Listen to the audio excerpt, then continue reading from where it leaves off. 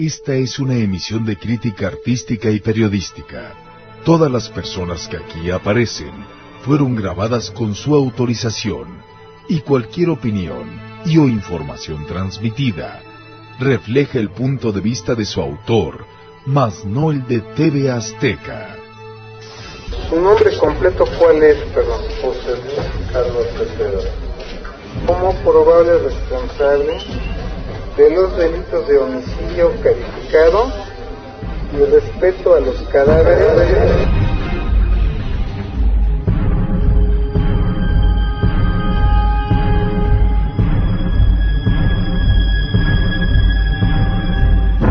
El viernes 5 de octubre de 2007, Alejandra Galeana Garavito, una empleada farmacéutica de 34 años de edad y madre de 2 hijos, desapareció misteriosamente. 24 horas después, familiares y amigos comenzaron una desesperada búsqueda. Él negaba que la había visto y cuando mamá pudo verlo, ella fue la que se dio cuenta de que él traía rasguños en los brazos. Agentes de la policía judicial acudieron al domicilio de su pareja sentimental, el poeta y escritor José Luis Calva Cepeda, para inspeccionar su departamento ante las sospechas de que ahí ocultaba a Alejandra Galeana. Se le ofreció abrirnos. Entra, cierra la puerta por dentro, sale corriendo y se oye un cristalazo, ¿no? El descubrimiento que minutos después harían los agentes fue aterrador. En la parte del congelador estaba la mano y una parte del antebrazo derecho. Todavía tenía restos de carne. Sobre la estufa estaba la sartén en la que había cocinado carne. Hoy, familiares, amigos y la madre de una de las hijas de José Luis Calva Cepeda relatarán la historia del caso más impactante en la nota roja mexicana: el caníbal de la Guerrero.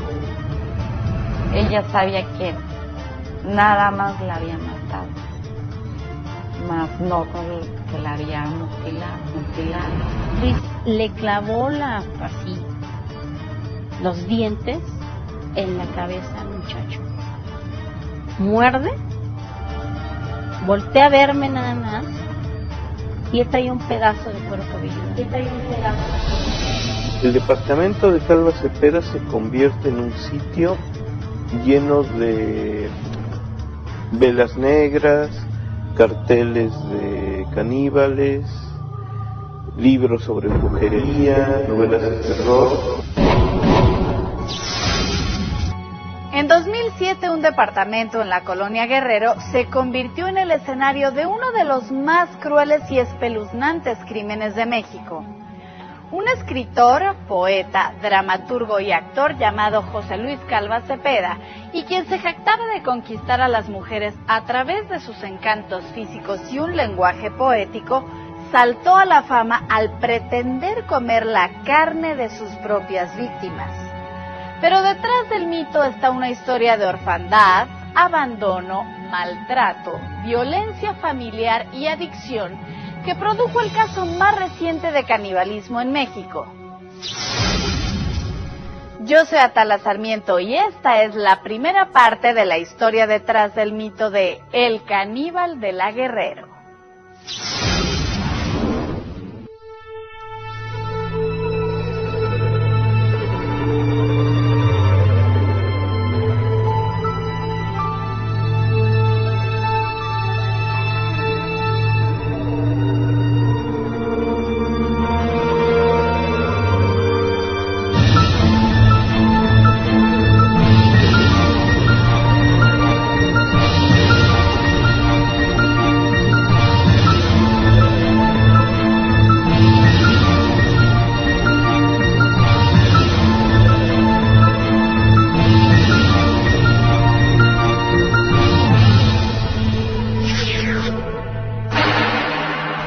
La madrugada del 8 de octubre de 2007, elementos de la Policía Judicial del Distrito Federal interceptaron a José Luis Calva Cepeda, hombre que se ufanaba de ser pintor, actor, dramaturgo, escritor y poeta. Calva Cepeda fue localizado en un parque de la colonia Guerrero, ingiriendo droga. Era el principal sospechoso de la desaparición de Alejandra Galeana Garavito, su pareja sentimental, y quien 3 días antes había salido de su domicilio rumbo a su trabajo, al que no llegó. Hoy me llama mi hermana Edith y me dice que no había llegado a trabajar. Le digo, ¿cómo? Si ella se salió de aquí. Y de hecho, ese día nosotros llevamos a su niña al doctor. Y ella estaba con ese pendiente. Y el que yo le haya marcado y ella tuviera el celular apagado, pues ya fue extraño. Porque ella no apagaba el celular para nada y más que nada por sus hijos. De ahí nos empezó a extrañar. Custodiado por 2 agentes de la Policía Judicial, Calva Cepeda fue llevado hasta su departamento ubicado en el interior 17 de la calle de Mosqueta 198 para inspeccionarlo. Hasta entonces, Cepeda se había mantenido sereno, pero una vez dentro, emprendió la huida. Saltó por la ventana y se lanzó desde el 4º piso. Él ofreció abrirnos. Entra, cierra la puerta por dentro, sale corriendo y se oye un cristalazo, ¿no? Al caer, Calva fue accidentalmente arrollado por un taxista que le provocó un traumatismo en la cabeza. Malherido y atendido por paramédicos de la Cruz Roja, José Luis fue detenido por la policía. Pero la historia de terror estaba por comenzar.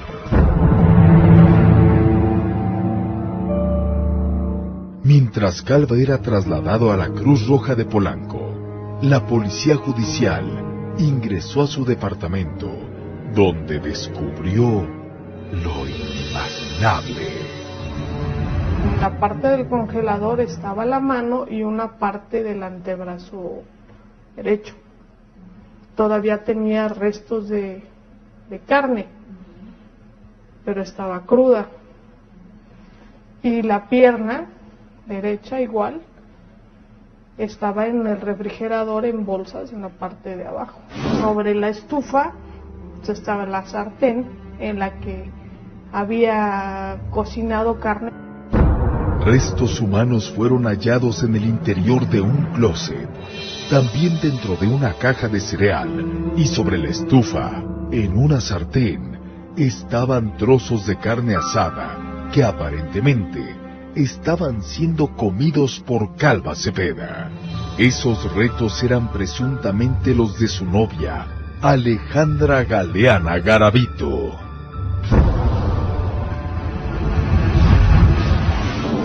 Tras su nacimiento ocurrido el 20 de junio de 1969, José Luis Calva Cepeda se convirtió en el hijo consentido de la familia. Disfrutó del amor, principalmente de su padre, Esteban Calva Pérez, un próspero comerciante de maquinaria pesada para la construcción. Era el consentido, todo el mundo lo traíamos para arriba y para abajo, obvio por ser el más pequeño. A punto de cumplir 2 años de edad, José Luis Calva perdió al ser que más lo amaba, su padre. Él es el que abre la puerta del baño y encuentra a su padre muerto. Para él fue, bueno, más que impresionante. De un infarto, cuando yo tenía 3 años, José Luis tenía 1 año, año y medio. Mi mamá enviudó y es cuando estuvimos ya prácticamente nada más con ella. A partir de la muerte del padre, la familia de los Calva sufrió un trastorno contraproducente. Su madre, Elia Cepeda Camarena, empezó a tener una vida desenfrenada. Sostuvo relaciones amorosas con varias parejas, dilapidó el dinero heredado por su esposo y abandonó y descuidó a sus hijos. La madre empieza a tener muchas parejas sentimentales, empieza a usar el dinero que el papá les había dejado, ¿no?, a través de su trabajo. Esta conducta provocó el desequilibrio emocional de José Luis, cuya personalidad se transformó a la de un niño rebelde y distraído. Empezó pues ya a cambiar la relación con mi mamá, al tener ella ya parejas, al estar llevando amigos, digamos, ya empezamos a ver el cambio de mi hermano, a ser más distraído, más alejado de la familia. Los primeros problemas de conducta aparecieron a sus 8 años de edad. Maquinaba hábiles formas para evadir sus responsabilidades y tenía constantes conflictos con sus profesores.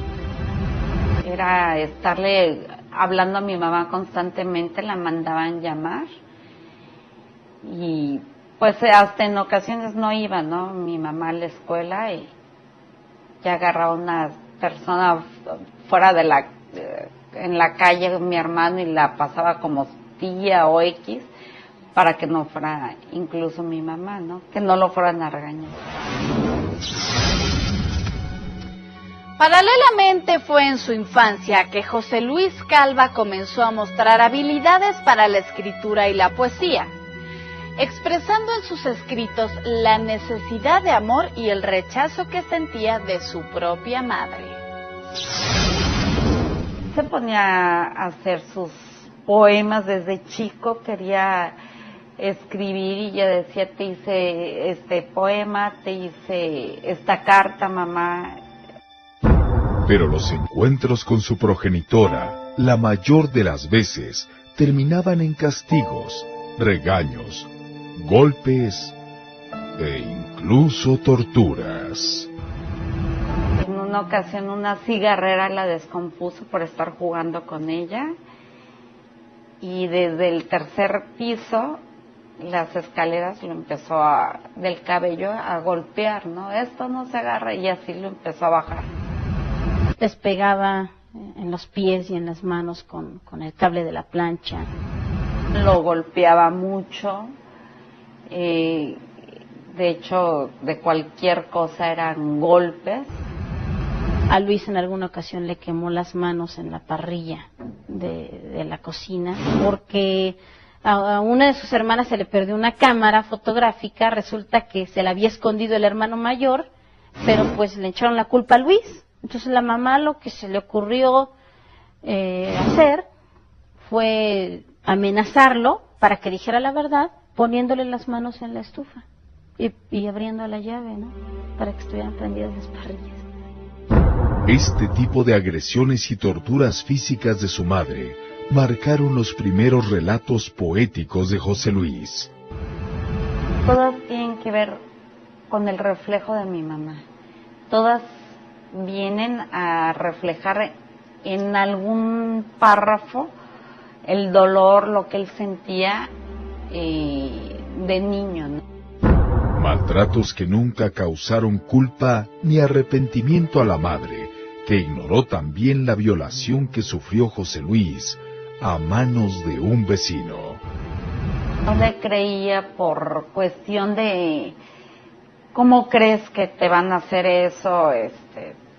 No es cierto, ¿no? Y prefiero mejor ponerle más atención a mis parejas que a lo que mi hijo me está diciendo y checarlo, ¿no? Y simplemente ves el cambio en una criatura psicológicamente, emocionalmente, cómo se comporta, lo llegas a notar y pues no le importó en ese momento a mi mamá.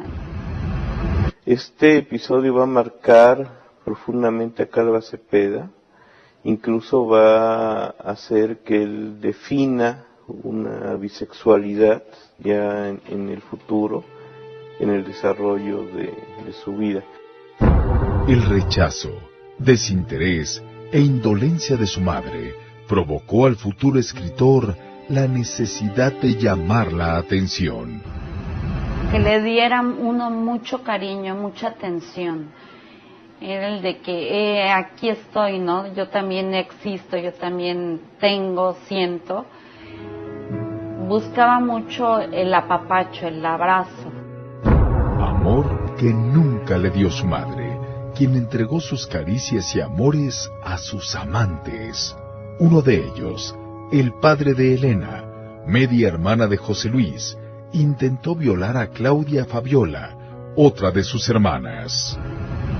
Él estaba ya acostado, y estaba dormido en su cuarto. Él compartía el cuarto con Claudia. Y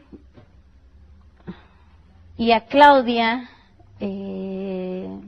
la llama de repente el padrastro. Mi hermano empieza a oír que empiezo yo a gritar y a llorar, y entra mi hermano a defenderme, a golpear a esta persona, a Manuel, y a quitármelo. Cuando me quita, mi hermano lo primero que dice, corre y vete.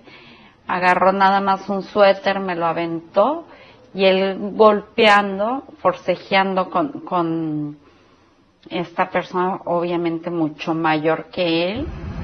Y la mamá lo corre de su casa a los 11 años. Lo hizo a vivir con los niños de la calle, en las coladeras, obviamente donde las drogas y la prostitución. Alejado de su familia, solo y sin más compañía que otros niños de la calle, José Luis se introdujo a la drogadicción, el alcoholismo y la prostitución. Me tocó ir incluso a buscarlo, ¿no? A un cuarto donde estaba completamente una persona de la calle, o sea, con costras de mugre incluso, focos reventados de la droga, muy mal, muy mal. Su hermana Fabiola fue quien lo ayudó internándolo en un centro de rehabilitación para drogadictos. Lo llevé y lo interné, estuvo 3 meses nada más, porque lo maltrataban. Ya cuando vi que sí lo golpeaban, pues lo saqué, ¿no? Pero afuera, nuevamente recayó en las adicciones y comenzó a prostituirse hasta que, acabado físicamente, regresó a la casa de su madre. Después de que él está prostituyéndose, cuando vive en la calle, él termina regresando con su familia, con su madre, y viviendo ahí otro tiempo. Fue en ese periodo que José Luis Calva conoció a Patricia Tenorio, con quien luego de varios meses de relación e intentando estabilizar su vida emocional y sentimental, se casó y procreó a su primera hija, Viridiana. Pero la relación pronto se fracturó debido a los problemas económicos de Calva, suscitándose fuertes y constantes discusiones en la pareja. Tenían bastantes problemas, que él se comportaba agresivamente con Patricia y Patricia a la vez, ¿no? Y que ahí ya hubo diferencias económicas, ¿no? Si no me das todo lo que quiero, fue cuando supe que se divorciaban. Nuevamente solo, José Luis Calva volvió a su inestabilidad laboral y económica. Obviamente me dolía, ¿no? Yo no podía soportar a mí cuando me pedía dinero, yo le decía, no, ¿qué quieres? Yo mejor te lo compro, ¿no? Ya sea una playera, quieres ir a comer, te invito a comer lo que sea, pero dinero no. ¿Para qué? Para no, que no lo invirtiera en drogas.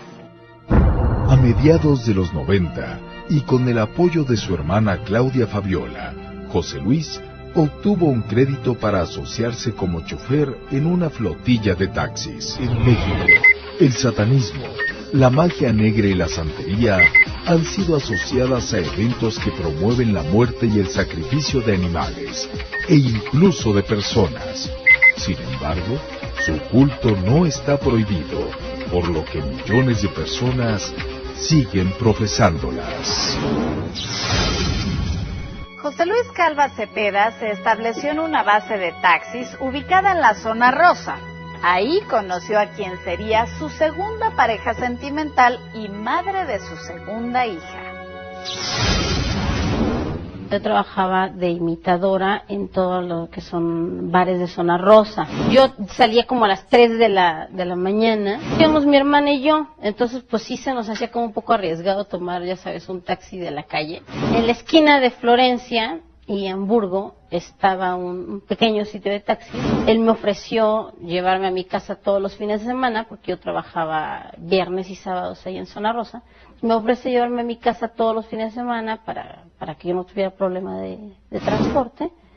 Y ahí empezamos como así que a frecuentarnos, ¿no?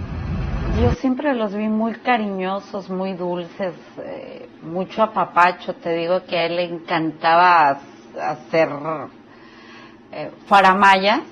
Entonces para todo ay, es que es mi reina, y traerla de arriba abajo y sobre todo a su hija, ¿no? Que era su orgullo.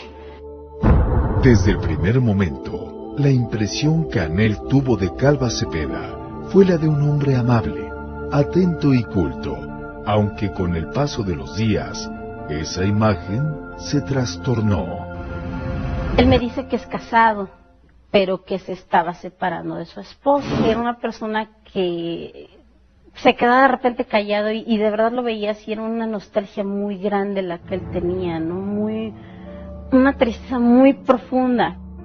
Pero una tarde, luego de que su expareja Patricia Tenorio se llevara del departamento que había compartido con José Luis durante su matrimonio sus muebles y pertenencias, Calva Cepeda se transformó en un hombre sumamente violento.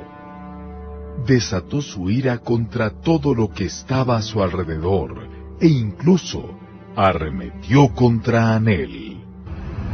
Él empieza a gritarle a Patricia como si Patricia estuviera ahí, presente. Empieza a romper cosas y empieza a decirle, eres una tal por cual, te vas a morir, te voy a encontrar, te juro que te voy a encontrar y te voy a matar. Cálmate, mira, todo va a estar bien. Fue un error el decirle tranquilízate, porque lo único que me gané fue que él me aventara hacia un rincón de la recámara donde estaba él rompiendo fotos y cuánto papel se encontraba y lo poquito que había quedado, ¿no? Pese a haber sido testigo de esa ira, Anel continuó con Calva, a pesar de las advertencias de su madre. Él habla con mi mamá. Y me dice, oye, bueno, le dice, oye, señores, que queremos formalizarlo, estoy muy a gusto con su hija me ha ayudado muchísimo. Mi mamá sí me dijo, ten mucho cuidado, hija, hay algo que no me está gustando, tiene algo raro, vete con cuidado, nada más. Y no se equivocaba, las adicciones de Calva Cepeda resurgieron. El alcohol circuló en cantidades bastante grandes y yo en ese momento, a mis 18 años, pues yo creía que nada más era alcohol, pero pues finalmente, pues sí, ya después de todo lo sucedido y ya al momento de vivir ya con él, fue cuando me di cuenta de que lo combinaba con otras cosas. Él combinaba el alcohol con cocaína. Pero cocaína en cantidades también bastante abundantes. Una noche, Calva pidió a Anel lo acompañara a la zona rosa en busca de una dosis de droga.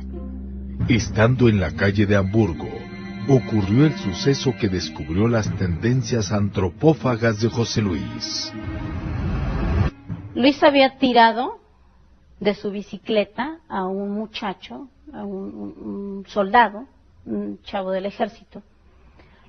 Lo había tumbado literalmente de su bicicleta y lo estaba golpeando, pero bueno, de una manera infame. Luis disfrutaba de verdad pegarle a este muchacho. Era como si él estuviera haciendo que Patricia pagara que se había llevado a su niña a través de esos golpes. En el clímax de la pelea, Luis le comenzó a azotar la cabeza contra la defensa de un Volkswagen, de estas defensas de metal. Cada que Luis levantaba la cabeza del muchacho, eran pellejos lo que se iba desprendiendo. Lo último que yo alcancé a ver, que fue como que lo que más incluso me llegó a sacar del estado y a salir corriendo, a decidir que yo salía corriendo, fue que Luis le clavó así los dientes en la cabeza al muchacho. Muerde, voltea a verme nada más, y él traía un pedazo de cuero cabelludo entre los dientes. Estos incontrolables y abruptos actos sangrientos, según Anel, se acentuaban en las noches de luna llena. Ya en la noche me dice, te voy a pedir un favor, es que hoy es luna llena, dice, necesito que me amarres. Y yo decía, pues, ¿que la amarre para qué? ¿O con qué sentido? No entendí. Sí, le pregunté yo, pero ¿cómo quieres que te amarren? Necesito que me amarres porque yo en luna llena me transformo de una manera muy fea. Cerca de las 12, Luis está acostada en la cama, Luis empieza a hablar completamente extraño, no se entendía qué era. Empieza a azotarse en la cama, empieza a convulsionarse en la cama. En el momento en el que él empieza así, él toma una como venda, se amarra las manos. Él solo se amarra las manos, usando la boca, y se avienta en la cama con todo este rollo como de posesión. El hombre se azotaba contra las paredes, se azotaba en la cama, espuma por la boca y demás. Esta aparente posesión diabólica tenía el siguiente origen. Me dijo que él, cuando era chico, que él conoció a una señora que era como conocida de su mamá, que era una señora que se dedicaba a la santería. Esta señora alguna vez lo llamó y le dijo que él tenía una misión muy especial. Y que a raíz de eso él tenía sueños muy raros, que soñaba demonios, que soñaba, muertes, o sea, ya sabes, todo el lado oscuro de la magia, ¿no? De la magia negra.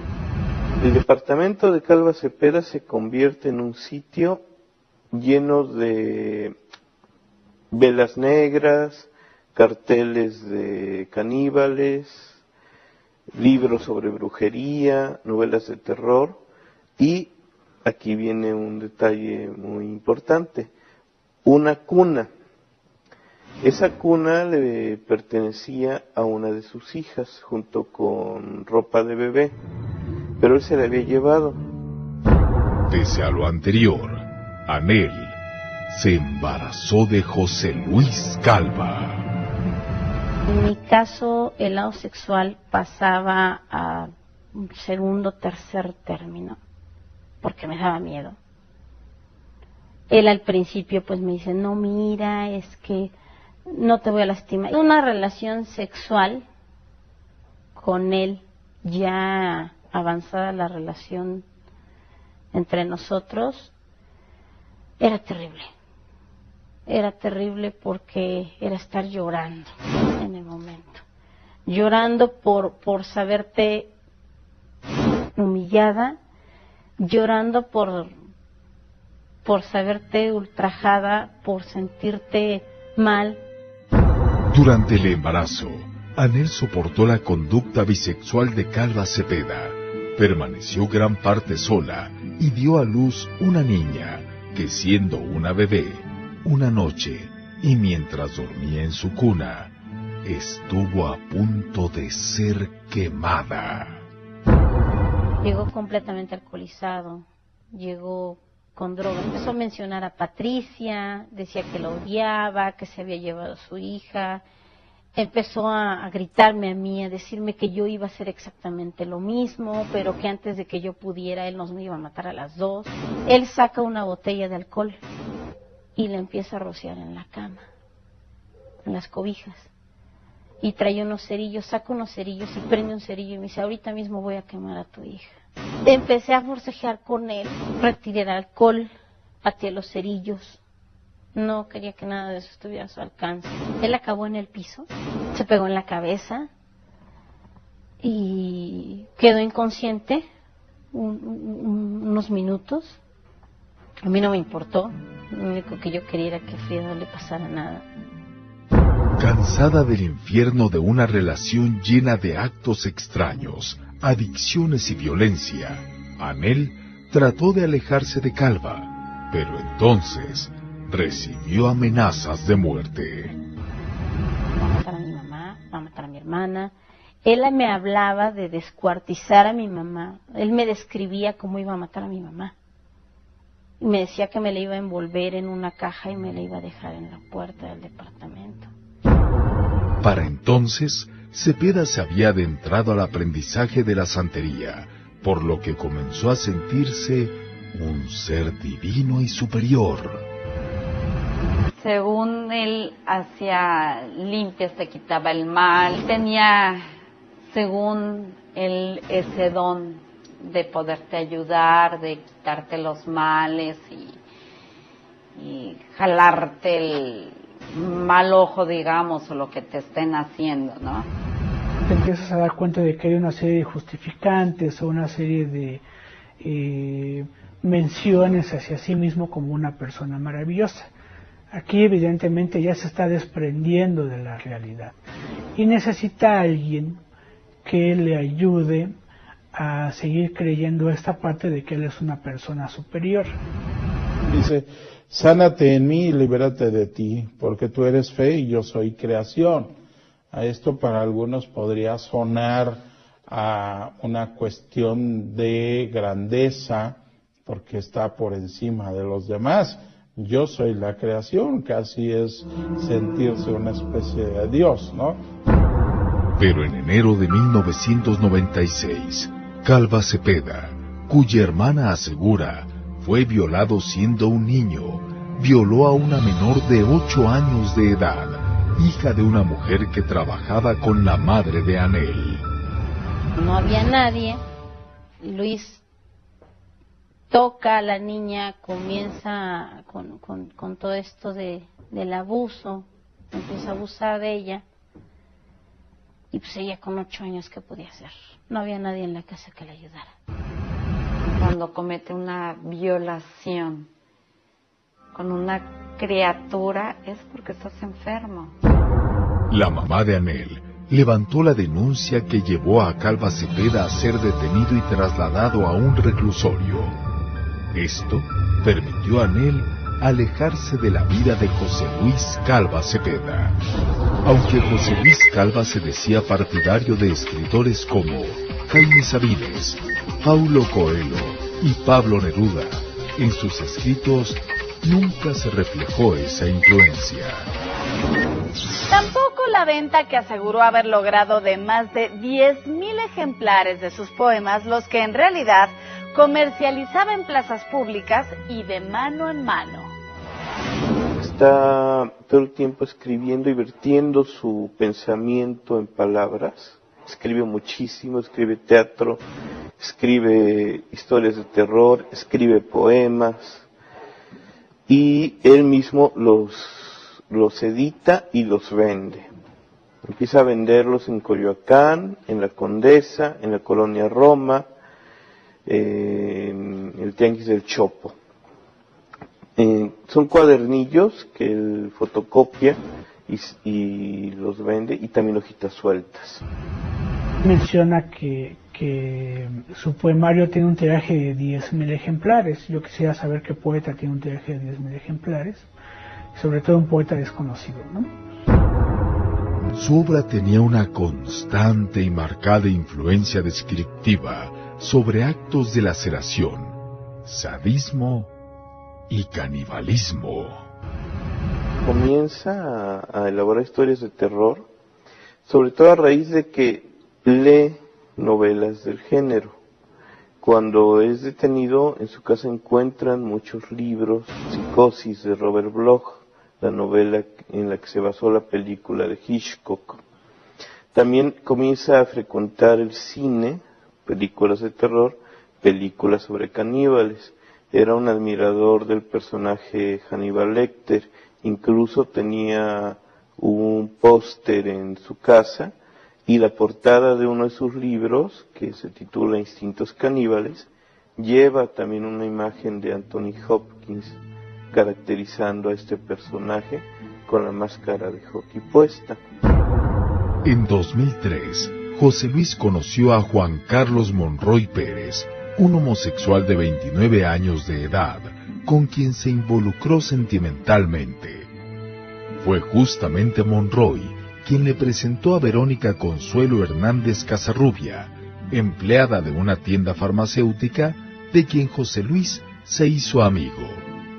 Al igual que las anteriores parejas de Calva Cepeda, Verónica también quedó prendada por sus galanterías, relación que disgustó desde un principio a su madre, Judith Casarrubia. No obstante, la pareja comenzó a vivir junta pese a los maltratos físicos y psicológicos que el poeta y escritor ejercía sobre Verónica y sus hijas. El 20 de marzo de 2004, José Luis quitó a Verónica 150,000 pesos, que eran el pago de su indemnización en la farmacia, y luego le exigió lo acompañara junto con sus hijas a dejar a su hermano Jorge en su domicilio en Naucalpan. Ese día, Cepeda estaba drogado y alcoholizado y agredió ferozmente a Verónica. Él se pone celoso de su sobrino y golpea a mi hija que porque estaba de loca con él. La golpeó muy feo en la cara, estaba toda muy golpeada, traía la boca abierta, la nariz hasta sangrando, hinchada de la cara, le había pegado en los dedos porque la tiró y la pateó.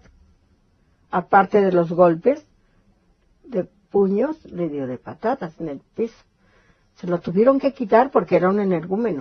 Me llaman a mí antes de las 12 de la noche, la sobrina de José Luis, de nombre Diana Calva. Me dice que por favor fuera yo por mi hija, que porque su tío la había golpeado.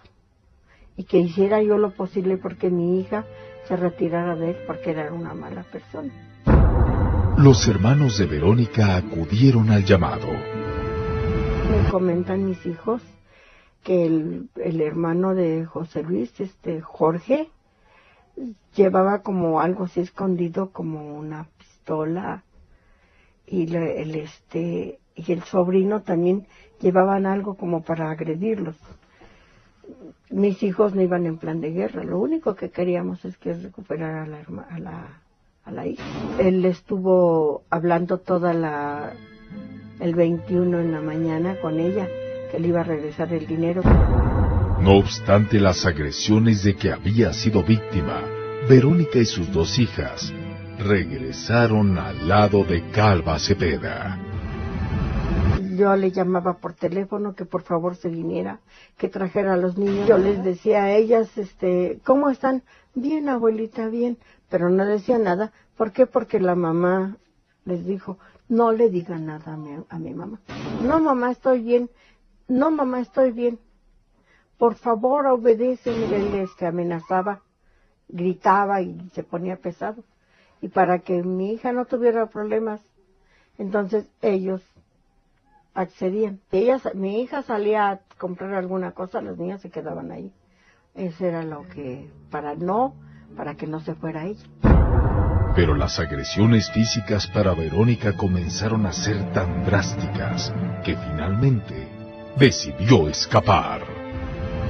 Cuando ella vio el peligro y él le dijo, si tú te vas, mato a tus hijas, mato a tu hijo, a tu abuelo y después me sigo con tu mamá y con tus hermanos. Así que ya lo sabes. Entonces ella sí le dio miedo. Durante un descuido, Verónica pudo llamar de un teléfono público a Cuthberto, un amigo de la familia Casarrubia, a quien explicó su grave situación. Le dije a ella, escápate, salte, tráete a las niñas, deja todo, pero vente, trae a las niñas. Verónica logró escapar, pero Calva Cepeda comenzó a acecharla. Él rondaba allí la casa porque él les habló por teléfono, según todo esto me comenta Cuthberto, que en una de esas de que las niñas estaban jugando con el celular, lo dejaron encendido. Y llama a y el que contesta es Cuthberto, amenazando que se iban a acordar de él, en fin, amenazas y amenazas. Verónica y sus hijas permanecieron protegidas en la casa de Cuthberto, pero el 24 de marzo, Casarrubia salió a la calle. No salió que a comprar medicamento porque los niños estaban malas, tenían gripa. Sale como a las 4 de la tarde, jamás en la vida volvimos a verla. 5 días después, el cuerpo de Verónica fue hallado, desmembrado y mutilado junto a la barda del Panteón Civil de San Agustín, en Chimalhuacán, Estado de México. Un perro fue quien realizó el primer hallazgo que llevó a la policía a descubrir los restos. Los mete en bolsas de plástico color negro y las va a tirar a Chimalhuacán. Estaba en las cajas. Eran 2 cajas de huevo.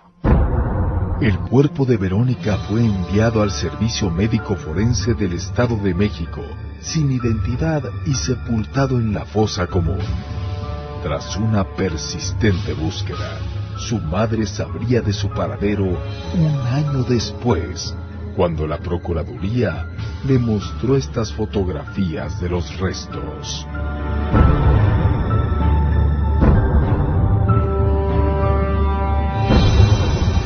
A ella le cortó los senos, le abrió el vientre, le sacó los pulmones, le cortó los glúteos, pero todo estaba dentro de la bolsa.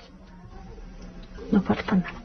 En México han sido célebres los asesinos seriales, Goyo Cárdenas, las hermanas González Valenzuela, las Poquianchis y José Hernández Ramírez, pero solo uno, Gumaro de Dios, había sido capaz de matar y comerse a sus víctimas. A principios de 2003, José Luis Calva Cepeda, poeta, escritor y dramaturgo, comenzó a escribir textos narrativos, ensayos y guiones para videohomes. De hecho, el comediante Carlos Eduardo Rico adquirió una de sus obras. Él nos decía que estaba ensayando el tenorio cómico con Carlos Eduardo Rico. Y de hecho mi hermana una vez lo acompañó a un ensayo. Pero fue su tendencia a escribir poesía lo que le caracterizó. La mayoría de sus frases hacían alusión a la muerte, al suicidio y al asesinato. El 31 de octubre de 2006, José Luis Calva participó en 2 de sus monólogos, Requiem por un alma en pena y La parca viaja en el metro, en el Festival de Día de Muertos en el municipio de Ecatepec, Morelos. En sus monólogos volvieron a predominar vivencias sobre el desamor y el sufrimiento. Saqué la pistola que traía bajo el cinturón. Apunté el arma. El tiro fue exacto entre los 2 ojos. Calva Cepeda se hizo asiduo lector de libros de santería y satanismo, así como a películas de temática sangrienta. En 2007, José Luis comenzó a frecuentar una farmacia de medicamentos similares cercana a su domicilio. En ese lugar, conoció a Alejandra Galeana Garavito, mujer de 32 años y madre de 2 hijos, que había fracasado en su matrimonio con Ignacio Macías. Es una persona demasiado posesiva, mayor que ella. Alejandra era una persona demasiado alegre, era extrovertida. Y como que esto no le gustaba al señor. De hecho, este señor le lleva 8 años a mi hermana. Mi hermana no era libre de usar una falda corta, de maquillarse, porque el señor decía que andaba con todo el mundo. O sea, era un infierno. Eso de que tengan a uno encerrado y no dejarnos ser como en realidad somos, para ella era horrible. Pero más que nada lo toleraba por sus hijos. Esos maltratos se centraban psicológicamente en su aspecto físico. Mi hermana se enfermó. Mi hermana ya padecía de la tiroides. Empezó a tener problemas oculares. No había tratamiento por parte de la familia de este señor. Y Alejandra pues ya no soportó maltratos psicológicos. Llegó un momento en que Alejandra no toleró y se separó. La separación de Alejandra le costó perder a sus hijos. Este hombre junto con su familia se los quitaron, los escondieron un tiempo en Michoacán, le hicieron la vida imposible, tanto con los niños y después legalmente, llegar al grado de que alguien le diera la custodia a un padre cuando a la edad que tenían los niños la merecía la madre. En 2006, Alejandra Galeana Garavito fue invitada por el periodista Sergio Sarmiento al programa de televisión La Entrevista, en la que defendió su derecho a tener y ver a sus hijos. Buscaba que se reconocieran sus derechos, derechos para ver a sus hijos, derechos para tener una convivencia con sus hijos, debido a que tenía un marido que se había llevado a los niños y había tenido que luchar en los tribunales para recuperar a sus hijos. Me dejaron entrar, me dejó entrar el papá de mis hijos a su casa y estuve con ellos todo el día. Teresita, a ti te gusta ver tanto a tu papá como a tu mamá, ¿verdad? ¿Tú los quieres a los dos? Vulnerable emocionalmente, Alejandra quedó prendada de José Luis por su simpatía, atenciones y aparente caballerosidad. Me platicó una vez José que él llegó a la farmacia y le escribió un poema o le enseñó un poema y le regaló una flor. Y así fue como él la empezó a ganar, la empezó a enamorar. La conquistó, sí. La conquistó, sí. Estaba deslumbrada, porque él le había hecho creer que era un gran escritor. En 15 días, Alejandra Galeana y José Luis Calva se hicieron novios. Cada que la veía, le llevaba a veces algún escrito, de una hojita, pero un poema pequeño y a veces una rosa. Estaba pues muy enamorada de él, obviamente. Era todo un caballero. Normalmente uno piensa que un delincuente o un asesino tiene unas ciertas características como pudieran ser, no sé, moreno, feo y mal encarado. Pero la verdad es que a lo largo de la carrera que he llevado y de las situaciones que he visto, tú puedes notar que no son requisitos. Obviamente era una persona bastante inteligente, era una persona preparada. Nos hablaba mucho de él, de un amigo que era escritor, que tenía muchas obras, que le iba muy bien.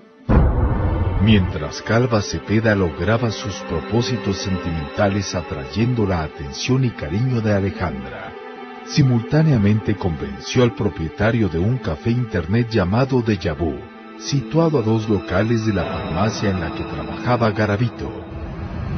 La obra se llamaba Requiem para un alma en pena. Cuando la leí, pues se me hizo así como muy tétrica. Cuando estábamos ensayando la obra, haz de cuenta que llegaba Alejandra al lugar y este muchacho José, pues en cuanto llegaba, luego paraba la obra. Pero Alejandra, al paso de los meses, descubrió otra personalidad. En julio de 2007, José Luis comenzó a someterla a sus caprichos y a exigirle dinero para mantenerse. O sea, muchas cosas, no tenía un peso en la bolsa. Me imagino que él le decía que le había ido mal, yo creo, en su libro o algo, y le pedía prestado, y mi hermana pues ingenuamente iba y le daba. En septiembre de 2007, Alejandra Galeana Garavito decidió terminar con la relación, cansada del maltrato. Ella ya se había dado cuenta por sí sola que como que era muy extraño, cosas que no le habían gustado. El 5 de octubre, Alejandra Galeana Garavito salió, como lo hacía todos los días, rumbo a su trabajo en la farmacia de la Colonia Guerrero. Nunca llegó. Familiares y amigos comenzaron la búsqueda de Alejandra Galeana Garavito, pero fue a través de la intuición de su madre que se descubrió el más aterrador caso de canibalismo en México, cuyos detalles conoceremos en la segunda parte de La historia detrás del mito de El caníbal de la Guerrero. Pienso en la mutilación, en el desmembramiento de dos extremidades. Yo soy Atala Sarmiento. Hasta la próxima.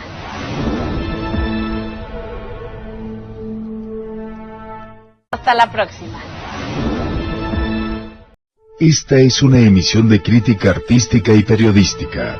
Todas las personas que aquí aparecen fueron grabadas con su autorización, y cualquier opinión y o información transmitida refleja el punto de vista de su autor, mas no el de TV Azteca.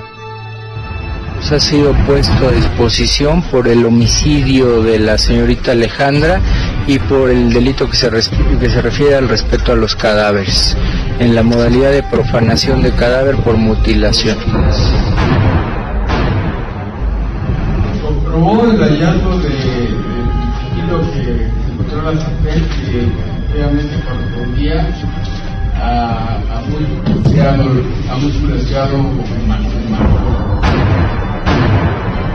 Ya había cometido el error, la equivocación, el delito, y pienso en la mutilación, en el desmembramiento de dos extremidades.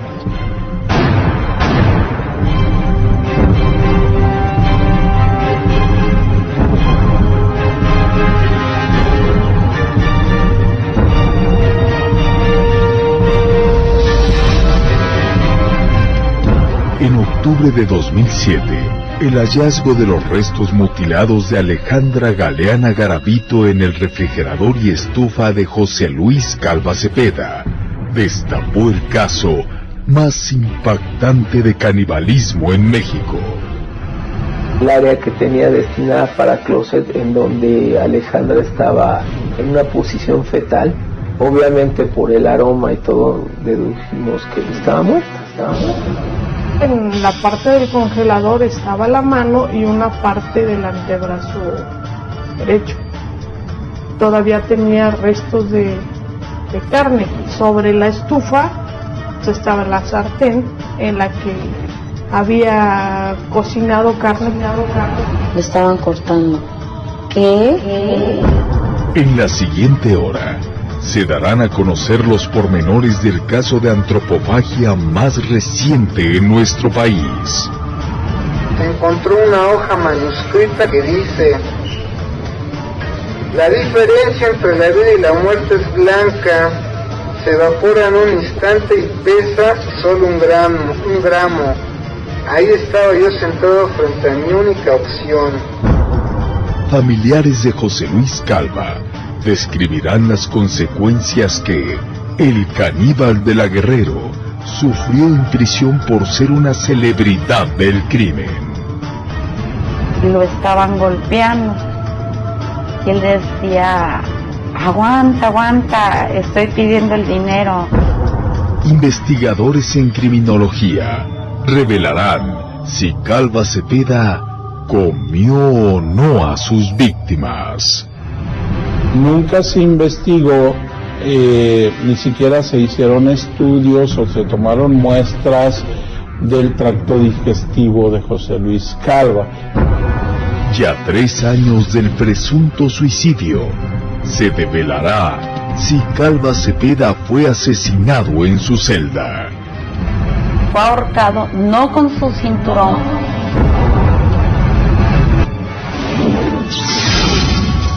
Fue la desaparición y búsqueda de Alejandra Galeana Garavito lo que llevó a la detención de José Luis Calva Cepeda, hombre que sería bautizado como el caníbal de la Guerrero tras asesinar a quien era su pareja. La identificación del cuerpo no fue fácil, estaba mutilado y varios de sus restos presuntamente cocinados en una sartén sobre la estufa. Este hallazgo detonó la leyenda que atribuyó a Calva Cepeda haber comido partes del cuerpo de su novia, versión que en esta segunda y última parte de El caníbal de la Guerrero, especialistas y familiares descifran la historia y cuestionan el mito. Yo soy Atala Sarmiento, bienvenidos.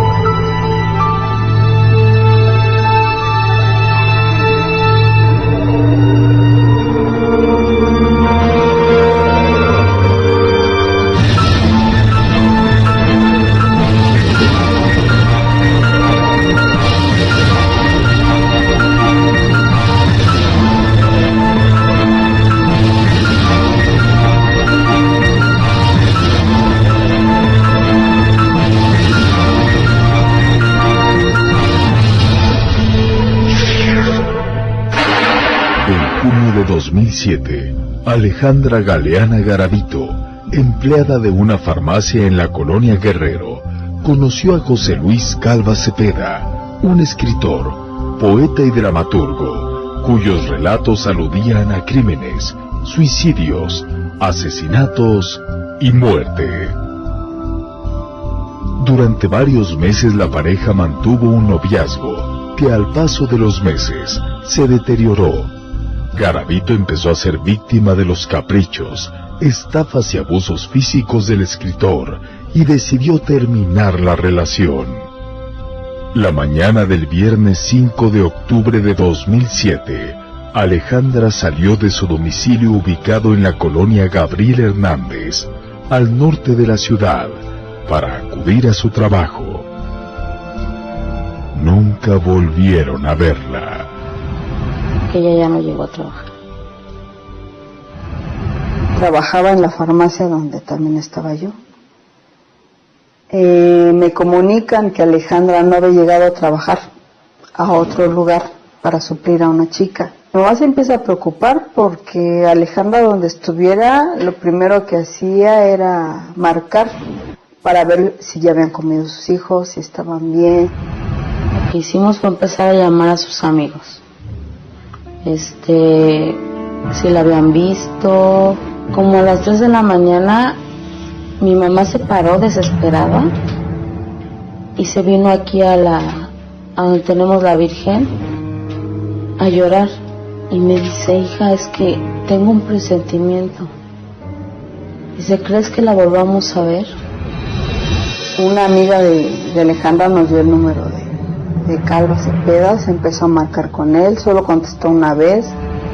Le dijo, oye, ¿no has visto a Ale? Y él le dijo, no, hace como 15 días que no la veo. Después de esa llamada, José Luis no volvió a contestar el teléfono. No sé si arrancaría el teléfono, no sé. Y también se nos hizo extraño, pues, ¿por qué no contestaba? La tarde del sábado 6, ya le digo a mamá, pues, mi hermana tenía una amiga en la farmacia y ella sabía dónde vivía José Luis y nos llevó al edificio, a Mosqueta. Tocamos el timbre y no contestaban. Le volvimos a insistir y nos contesta un hombre y nos dice: sí, ¿con quién desean? ¿No se encuentra José Luis? Dice: no, yo soy el encargado del edificio. A él hace muchos días que no lo veo. Pero nos quedamos así, Marilu y yo, pues porque era la voz de él. Sale una persona de ese edificio y cuando sale, yo traía un folleto que la mamá de Alejandra me había proporcionado, que traía la foto y una dedicatoria para Alejandra. Persigo a la persona que había salido del edificio y le digo: oiga, aquí vive esta persona, y me dice: sí. ¿Estará ahorita? Me dice: no sé, normalmente no abre, no sale, no habla casi con nadie. Entonces yo volteo y veo que alguien viene del fondo del edificio caminando. Era José Luis y estaba parado atrás de mí. Me dice: hola. Y yo le hablo a Daniel, le digo: es él. Él traía una playera con manga corta y empieza a levantar la mano y decirme, y me dice: pues sí, yo andaba con ella, pero fíjate que tiene tanto tiempo que no nos vemos. Cuando mamá pudo verlo, ella fue la que se dio cuenta de que él traía rasguños en los brazos. Ella se los vio. Deduje que no tenía, si fuera un rasguño de cualquier situación, no tenía por qué estárselo cubriendo en el momento que estábamos hablando de Alejandra. Mi mamá le dijo: tú sabes que mi hija es una madre responsable, o sea, a nosotros nos extraña. Y él le dijo: sí, Ale quiere mucho a sus hijos y se me hace extraño que no haya llegado, pero no se preocupe, cualquier cosa yo le llamo. Ok, gracias. Luego de ese encuentro, José Luis Calva regresó a su departamento. Edith, junto con su madre y Daniel González, no quedaron satisfechos. Estaban seguros que el novio de Alejandra Galeana tenía algo que ver con su desaparición. Al salir del edificio, Daniel González ofreció a un limpiaparabrisas una gratificación a cambio de un favor. Dije: es una persona que tiene mucho tiempo que no veo y quiero darle una sorpresa. No vayas a decirle que lo estoy buscando. Llámame, te voy a dar más dinero. Esa misma noche, Edith Galeana, junto con sus hermanos Armando y Karina y su amigo Daniel, regresaron al domicilio de Calva Cepeda. Estaban seguros que José Luis sabía el paradero de Alejandra y retornaron acompañados por policías. El conserje del edificio no nos dejaba entrar y él nos aseguraba que él había visto a mi hermana salir del edificio. Pudimos entrar nuevamente a ese lugar para hablar por si Alejandra estaba, no sé, amarrada. No sabíamos cómo estaba, teníamos la esperanza de que nuestra hermana estuviera viva.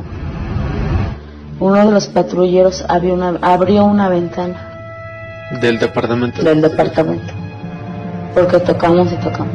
No se veía nada, todo oscuro.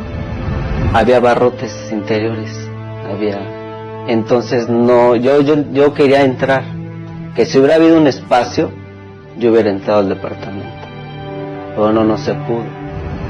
Gritábamos: Ale, aquí estamos, y si estás ahí haz algo. Mi mamá le gritaba: Ale, aquí está Tete, su hija, aquí estás, pero no nada. Todos le gritamos y no nada.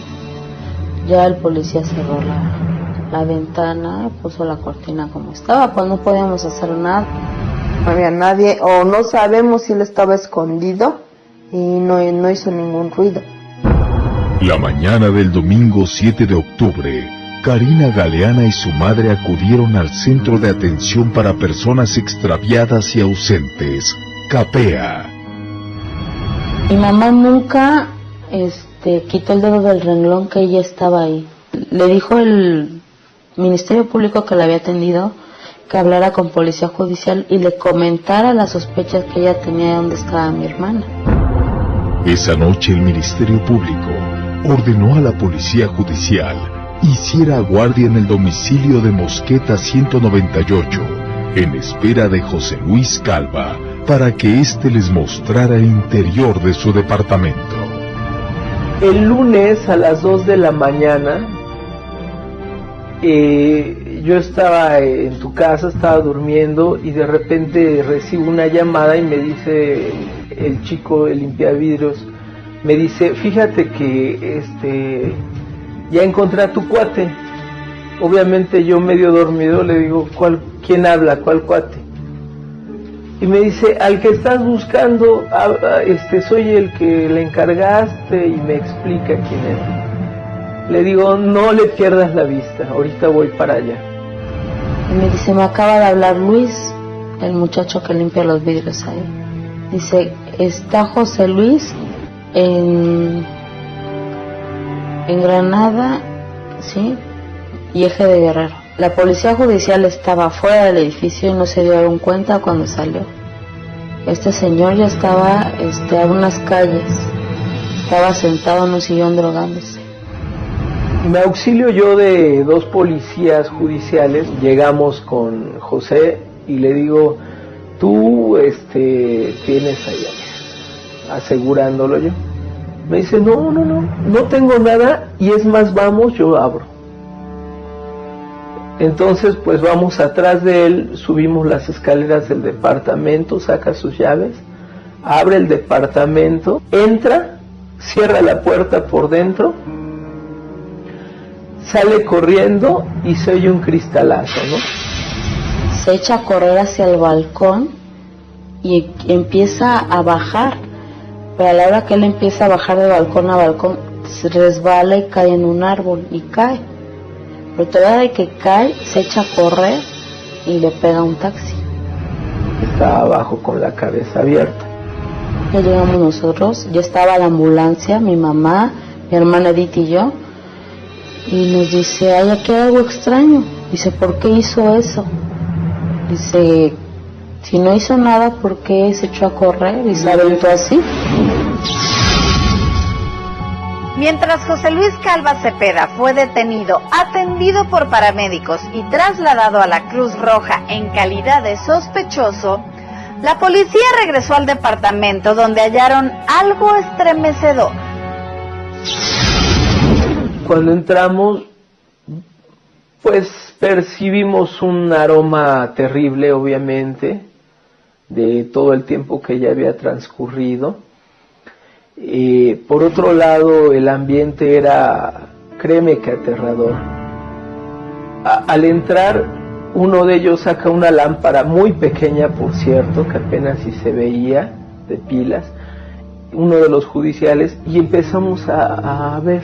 Lo primero que nos encontramos a la vista fue un bote alto, con una bolsa negra. Y entonces la policía judicial saca una pluma y para no vaya a ensuciar evidencia, empieza con la pluma a abrir. Y cuando abre, eso estaba lleno de zapatos de mujer. Entonces fue algo pues terrible. Pasaron yo creo que una hora y media.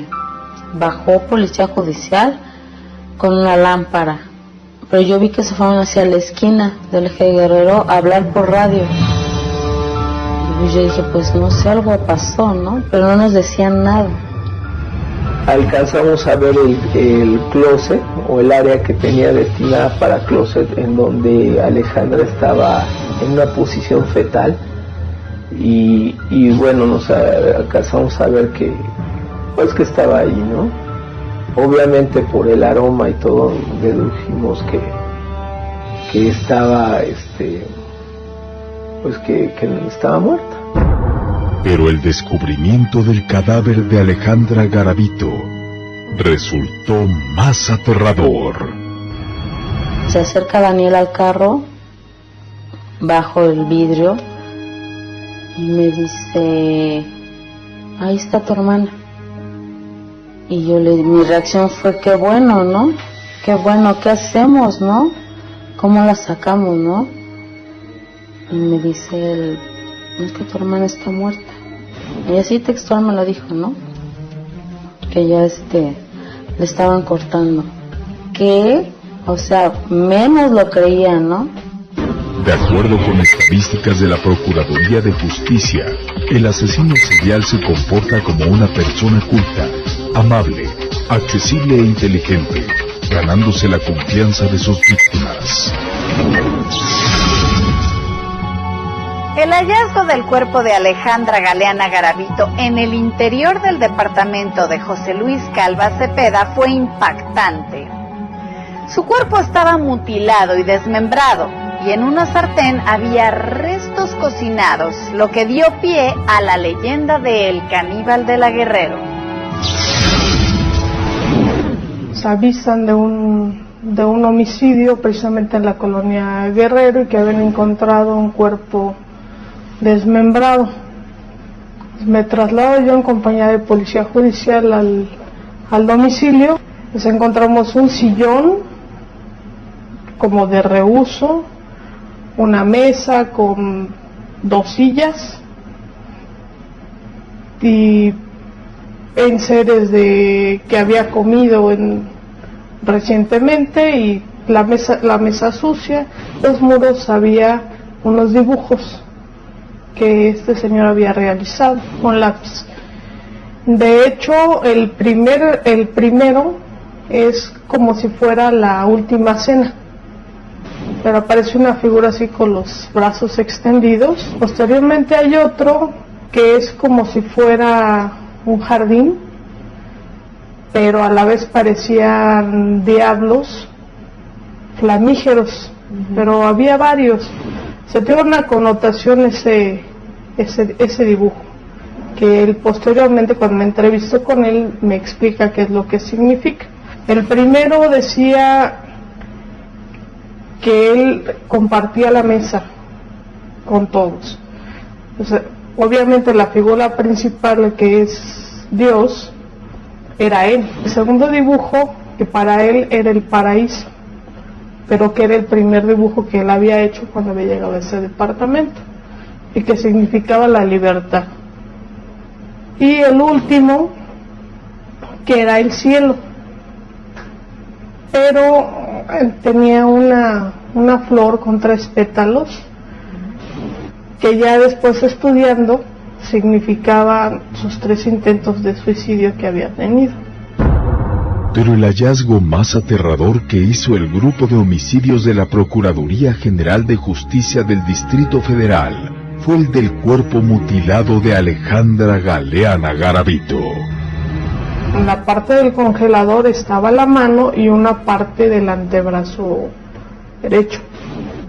Todavía tenía restos de carne, pero estaba cruda.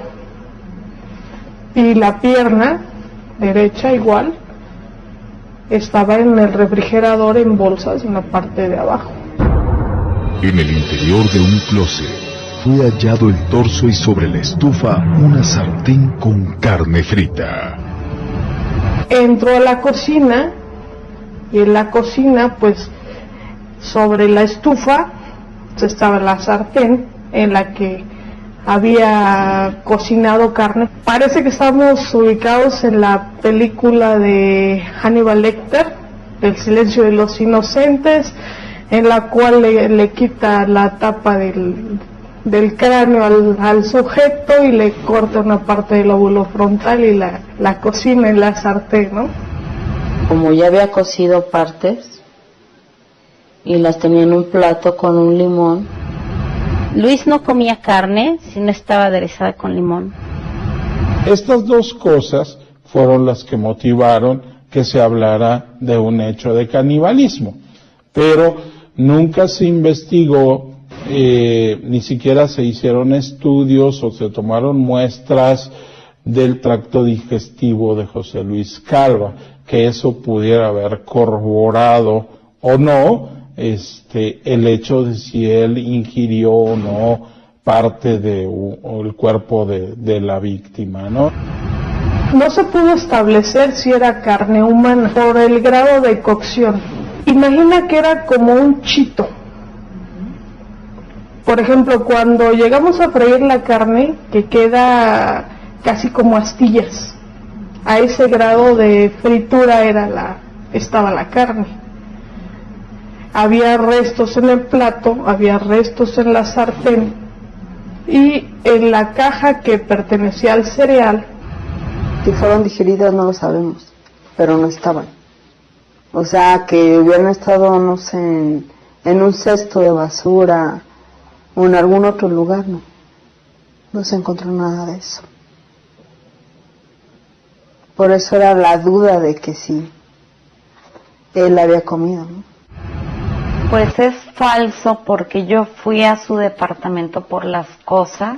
Yo entré al departamento cuando quitaron los sellos, cuando decían que había un sartén en la estufa y un plato con un pedazo de carne y limón, y me fijo yo y no, era de las piernas que venden de pavo, de pollo, esas grandes de pavo son, horneadas. Incluso cuando volvimos a ir, yo les llevé la pierna de pavo, la desmenucé delante de ellos y lo comparamos, y era de pavo.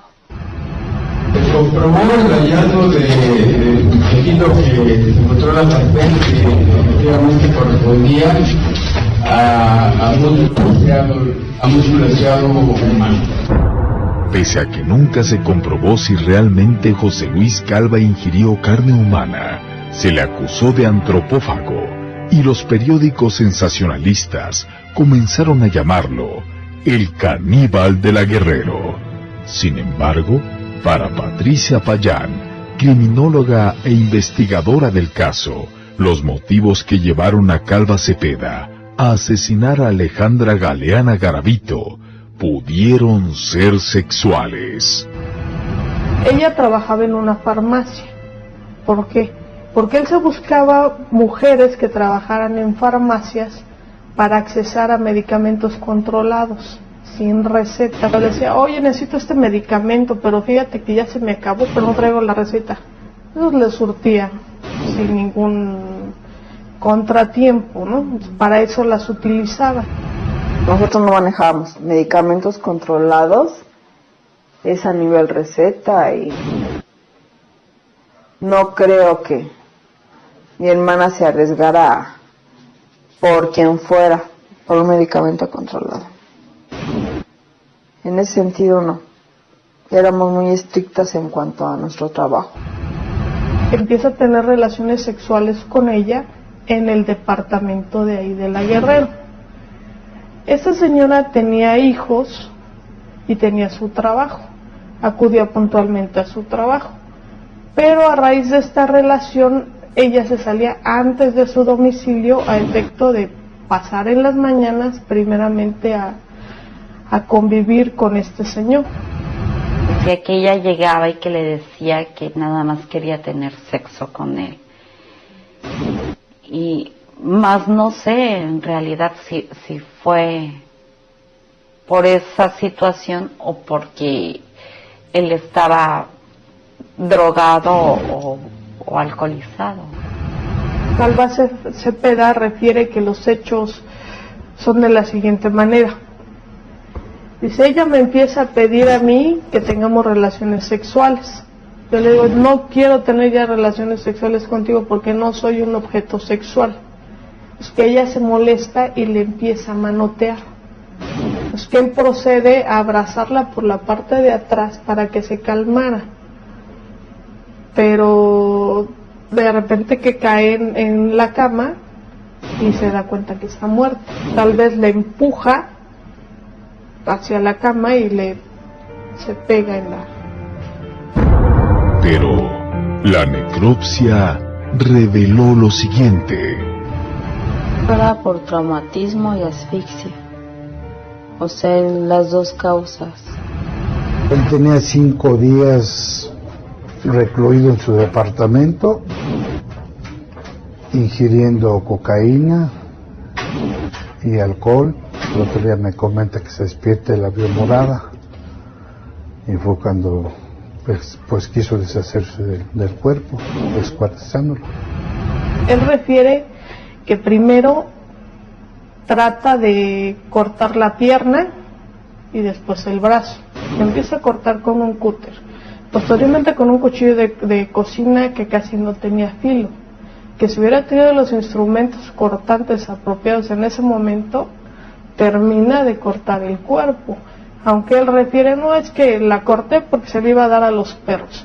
Bueno, estoy de acuerdo, se la vas a dar a los perros, pero no te tomas la molestia de freírla, ni de quitarle piel para darse a los perros, les das el pedazo completo, ¿no? En un momento dado. Pero tras la detención de Calva Cepeda y al darse a conocer este homicidio, Judith Casarrubia se presentó ante el Ministerio Público para declarar que Calva había sido pareja sentimental de su hija Verónica, hallada muerta, desmembrada y mutilada en 2004, y dentro de varias bolsas de plástico en Chimalhuacán. Cuando estoy oyendo que había, que tenía a su novia, que la estaba descuartizando. Pero dijeron, José Cepeda Cagua. Y dije, no, este es. Inmediatamente hablé por teléfono a la estación de radio y les pedí que si me hacían favor de decirme a dónde tenían detenido a este tipo. Que por qué no era José Cagua, Cepeda Cagua, que era José Luis Calva Cepeda. Señora, pero ¿por qué dice usted eso? Porque este fue el que mató a mi hija. Los asesinatos de Alejandra Galeana y Verónica Casarrubia quedaron así relacionados. En el caso de Verónica le corta un pezón. Cuando la corta a Verónica, pide prestada una sierra eléctrica. Le cortó los senos, le abrió el vientre, le sacó los pulmones, le cortó los glúteos. De acuerdo con las investigaciones sobre el asesinato de Verónica Casarrubia, José Luis cometió este asesinato ayudado por su amigo y pareja bisexual, Carlos Monroy Pérez. A Juan Carlos lo detienen el 19 de octubre. Dijo que sí, que había sido José Luis, y ya dio toda la información. Él, porque no lo abandonara, lo asiste para privar de la libertad a Verónica y posteriormente para trasladar ya los pedazos en las cajas a dejarlos ahí en Chimalhuacán. Pero él no interviene en un momento dado al momento de cortar, porque la mata y está en la cama. Entonces nada más él refiere el cómplice que la ayuda a bajar de la cama, a bajarla de la cama, y él ya la corta en el piso. Desmembraron entre los dos. Estando Juan Carlos, permitió que la ahorcara y todavía la ayuda a descuartizarla. La tenía desnuda para que no se escapara. Pero las mutilaciones de Verónica Casarrubia y Alejandra Galeana llevaron a la policía a señalar a Calva como el presunto asesino de otra mujer conocida como La Jarocha, una sexoservidora por sus características similares en su desmembramiento. El cuerpo destazado de La Jarocha fue hallado en varias bolsas de color verde en Tlatelolco. En el Estado de México se encontraron algunos fragmentos de cuerpos humanos de mujeres. Sobre el bordo también se encontraron varios. Es por el tipo de corte y por la zona en la que fueron distribuidos los restos, yo quiero presumir que él tuvo algo que ver ahí.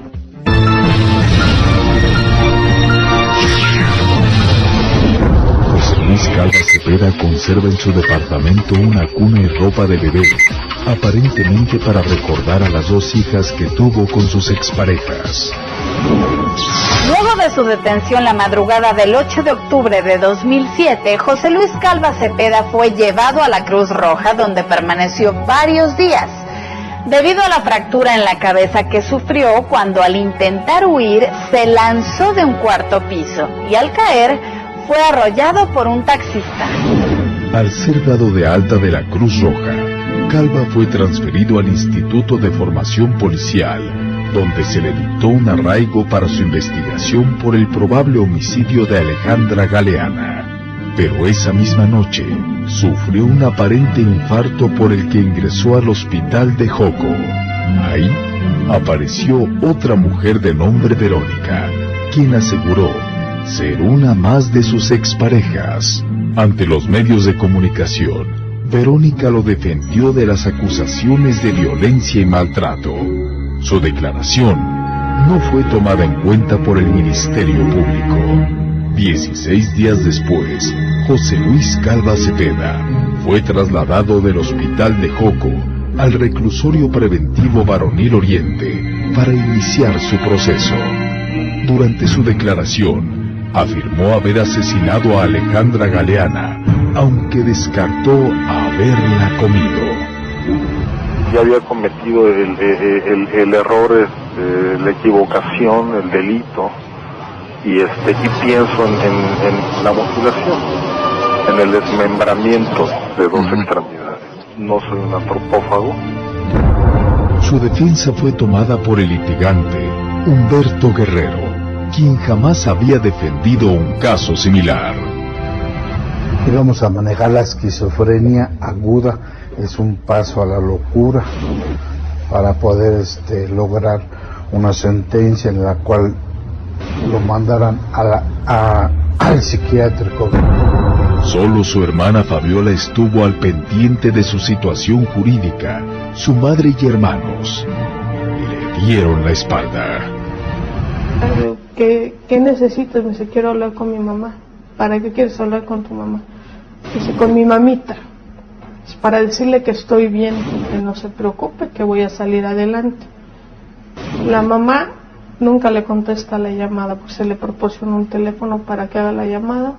La señora nunca contesta la llamada. Después se le pregunta a la señora que por qué no acude a verlo. Dice, ¿por qué él se metió en ese problema el que salga solo? Dice, yo ni puedo, además yo estoy enferma y ni me puedo estar trasladando. Ella no quiso asistir porque mi hermana Patricia en cierto momento le dijo, si tú sigues con esto, olvídate de nuestro apoyo económico, moral, y nos vemos. De hecho, a la hermana tampoco tenía mucha importancia en cuestión de ver al hermano, ¿no? Porque cuando estaba en el hospital, o sea, casi prácticamente se les fue a rogar que lo fueran a ver y no acudieron. El rechazo de su familia, principalmente de su madre, volvió a lacerar los sentimientos de José Luis Calva en prisión. Estando en la cárcel, él me dijo que no quería volver a saber de la persona que lo había parido. Pero ante la opinión pública, el llamado caníbal de la Guerrero era un ser despreciable, diabólico y sanguinario. Me dijeron en el reclusorio que si quería protección mientras veía yo a mi hermano la primera vez, por temor a que me fuera él a hacer algo a mí. Él era demasiado chino, su cabello. Y de repente se despeinaba y se jalaba el fleco y me decía, mira, ¿quién soy? Soy el caníbal, ¿verdad? Soy el caníbal. Y yo le decía, Dios mío, ya. Y empezaba yo a rezarle, estando ya en el reclusorio. Se burlaban de él, le decían, a ver, caníbal, cómeme. Y le cascaban los dientes, a ver, ¿cómo me muerdes? A ver, y le enseñaban el brazo para que los mordiera. Pues era tanta la agresión que él se fue ensimismando. No hablaba con nadie. Yo le llevé una Biblia y leíamos la Biblia cada vez que yo iba a verlo. A él le ayudó mucho. Digamos que se fue un poco más tranquilo y al pedir perdón, porque a mí me dijo que él estaba muy arrepentido de lo que había hecho. Pero la atención mediática que tuvo su caso convirtió a José Luis en una celebridad dentro del penal. Las visitas que llegaban a ver a sus familiares ahí, incluso los saludaban, le compraban poemas. El cocinero de ahí, de el reclusorio, le cambió un poema que le hizo para su esposa por una rachera. Por las características criminales de José Luis Calva Cepeda, su estancia en el penal debía mantenerse bajo una estricta vigilancia, separado del resto de la comunidad carcelaria e incomunicado.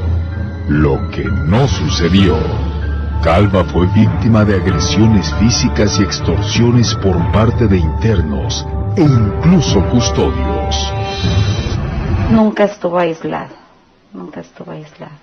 Y sí le llegué a llevar dinero. Le estaban diciendo que para que él pudiera vivir, para que él pudiera llegar al 12 de diciembre, necesitaba él pagar. Yo muchas veces les pedí mayor seguridad para él, más una persona de alto riesgo, digámoslo, enfermo,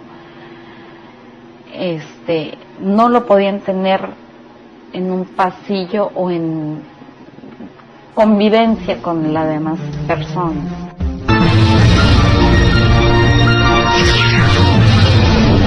La historia de José Luis Calva Cepeda, el caníbal de la Guerrero, podría ser llevada al cine debido a su impacto mediático en la nota roja. Durante el tiempo que José Luis Calva Cepeda permaneció en el reclusorio Oriente, retomó su faceta de escritor y poeta. Comenzó a escribir lo que parecía ser su autobiografía, una novela titulada Instintos Caníbales, cuyo final coincidió con su propia muerte. Y yo le digo, bueno, ya empezaste a escribir, ya estás haciendo otra cosa, estás leyendo. Y dice, no me permiten libros ni nada. Le digo, mira, bueno, ahorita en lo que está la comparecencia, mira, te facilito estas hojas, te facilito este lápiz, se escribe si tú quieres. Calva comenzó la redacción de un libro titulado Instintos Caníbales, cuyo final describía la muerte por suicidio de su protagonista. Nadie imaginaba que días después ocurriría lo mismo con su autor. Su último manuscrito, encontrado horas después de su muerte en su celda, reveló sus intenciones. Entonces, el caníbal, al verse rodeado, decidió tomar el camino más fácil. Así, de esta forma, iba a hacerle más sencillo iniciar su nueva vida con su muerte.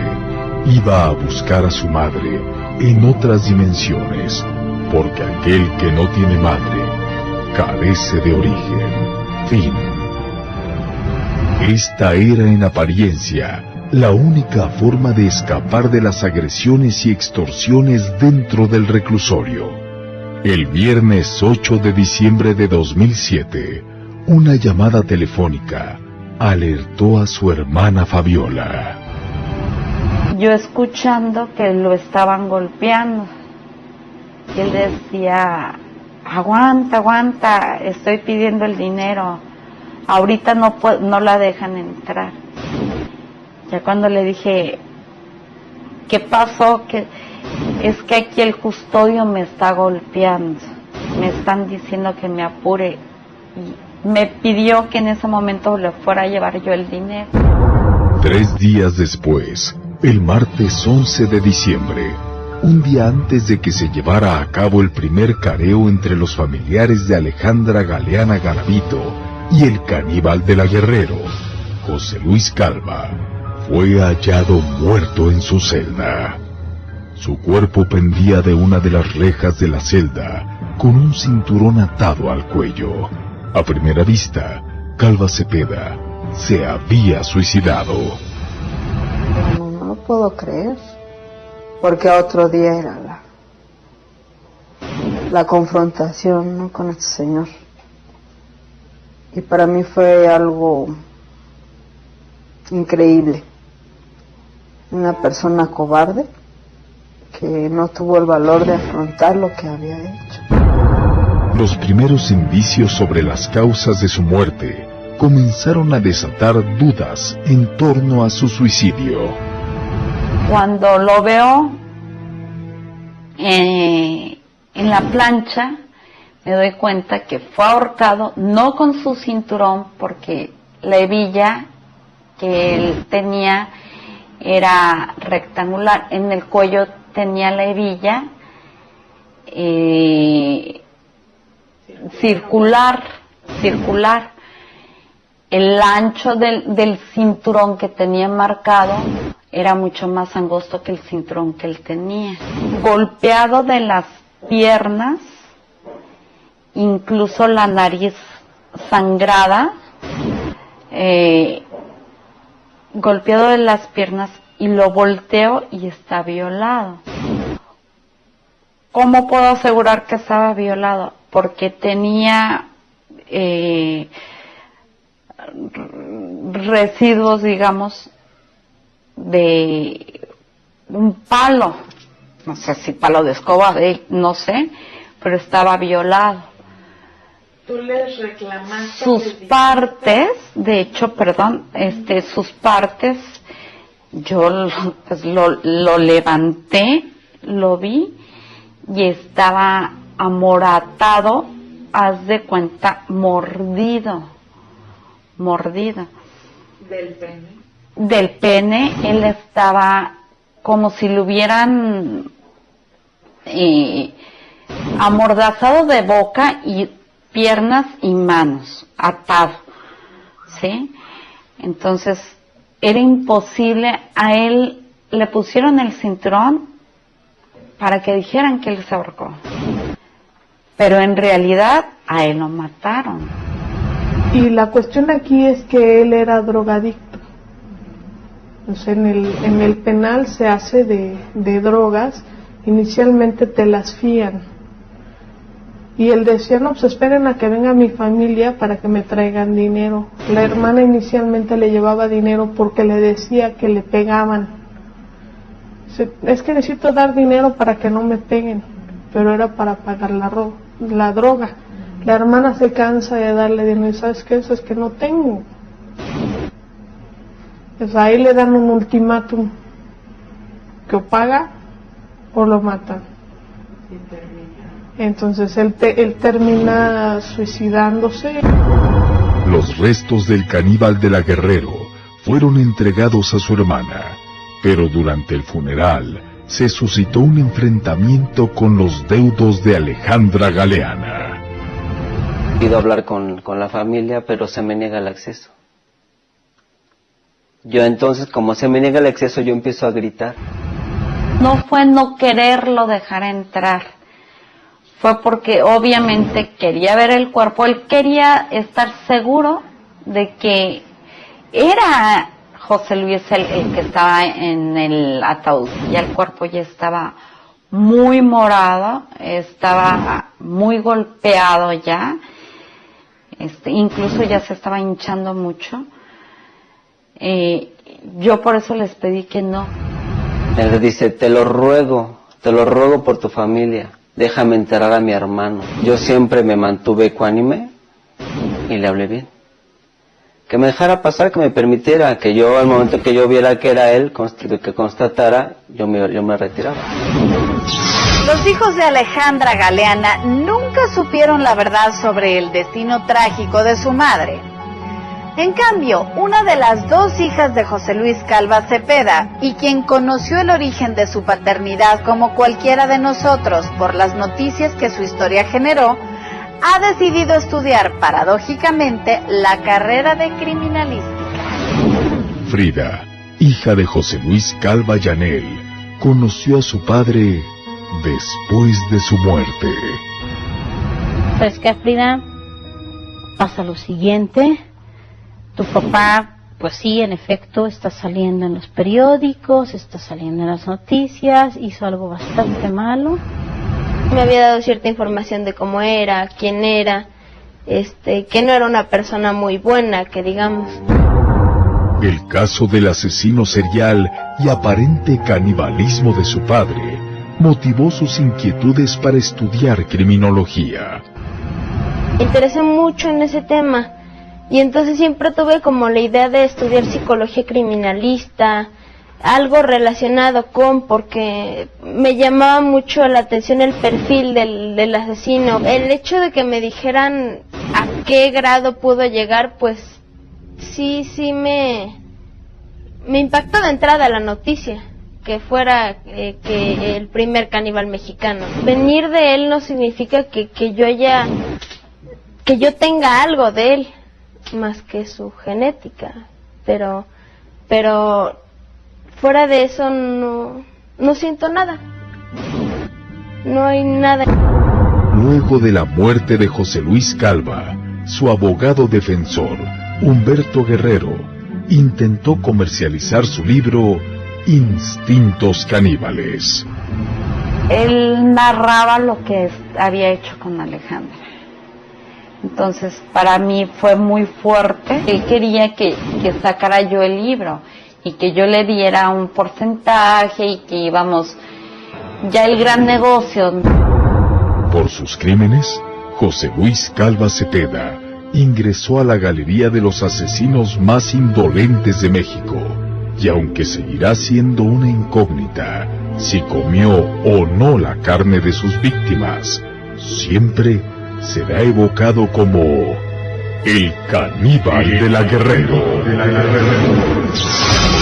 Yo soy Atala Sarmiento y esta es la siguiente historia detrás del mito. Hasta la próxima. Soy Atala Sarmiento y esta es la siguiente